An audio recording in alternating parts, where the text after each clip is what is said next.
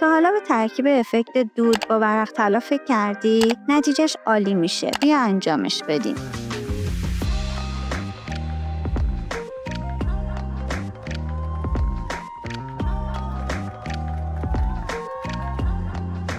چری یا زرشکی از اون رنگاست که هم لوکس و هم جذاب.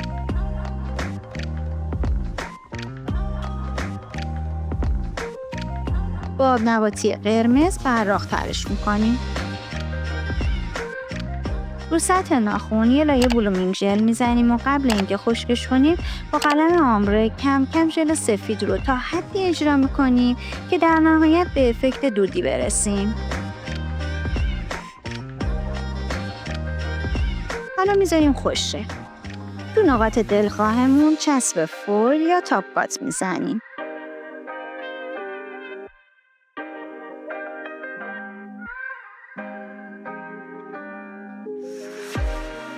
حالا با فشار دست ورق طلا رو طرحمون فیکس میکنیم. قشنگ شد نه؟